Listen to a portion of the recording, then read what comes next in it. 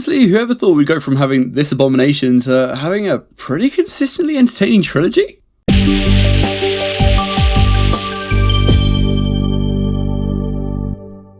Sonic the Hedgehog 3. Sonic, Knuckles and Tails reunite against a powerful new adversary, Shadow, a mysterious villain with powers unlike anything they've faced before. With their abilities outmatched, Team Sonic must seek out an unlikely alliance. I know, I'm pretty late to the party on this one, but Christmas is busy, you know? These Sonic films to me have just gotten better and better, into what I think is now the best film in the trilogy without a doubt. I also think that very heavily correlates with how many Sonic versus human characters there are in the film. 2 was better than 1, with the addition of Tails and Knuckles, and now that we have Shadow in the mix, the movie's only slightly bogged down with human drama that we don't care about. Most of this film is about the Sonic characters, and that's always the core entertainment. The animation is now also pretty on point and fluid. We have multiple fights throughout the movie, and everything is based off being insanely fast, and they vary everyone's movements a lot to stop it ever feeling stale. It's not just like the Flash running over and over again with his arms waving or whatever. And story-wise, this is also by far the most interesting to me as well, and I think it's because it's largely adapting the story from Sonic Adventure 2 Battle, which to me is still easily the best Sonic game out there. We even got Chow Gardens, The silliness of our original Sonic trio is diluted with some really grounded moments on Shadow's behalf. They do well to make you understand why he is the way he is, and you know, make you feel a bit for him. The movie also kicks into high gear quite quickly as well, thank God, but I will say that I think the film feels a little bit slow by the last third of it. It's an hour and 15 total, and maybe this could have benefited with editing 5 or 10 minutes out to keep the pace fast. But yeah, let's jump back onto the topic of Shadow, because our little edgelord version of Sonic has always been a fan favourite, and I think they did him justice here. Without spoiling anything, they integrate a lot of moves and moments from a lot of his many appearances, and I think he was just always looking great. He's voiced by Keanu Reeves, which I think was this perfect casting choice that I never thought would work. Although I will say that Keanu Reeves is talking like Keanu Reeves though.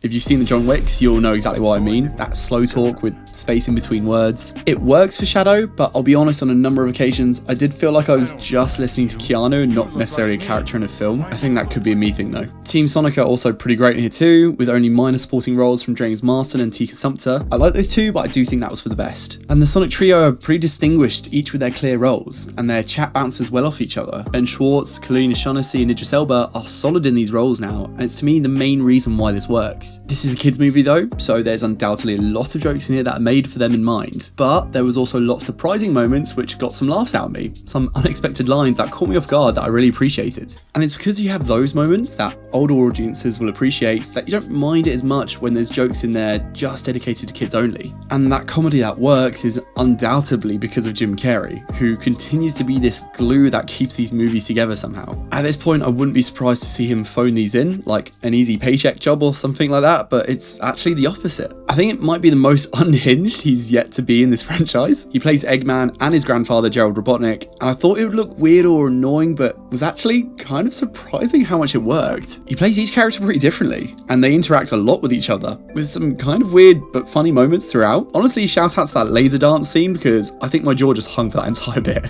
It feels like the further along the franchise we get, the more they let Jim Carrey be Jim Carrey, which makes me wonder if he's enjoying acting in these more and more as we get further along. But yeah, it's honestly just great to see the recipe improved upon on this third installment. The best of each character, with the right amount of each character, all tied together with some entertaining action moments, and a lot of callbacks that I think fans of the games will really appreciate. Again, it's also for kids, so there's simplistic storytelling moments and low-hanging comedic fruit that the movie takes on multiple occasions, but the quality of the rest of it I think makes you happy to look past that. It's a solid family movie, and if you like the other two, I think you'll definitely like this one as well. So I recommend it. Good start to the year. So Sonic 3, have you seen it? If you have, let me know in your thoughts down in the comments below. If you enjoy this review, feel free to leave a like and subscribe and all that stuff. And as always, stay tuned for more reviews on movies, anime, and video games. Until next time guys, take care. Bye bye.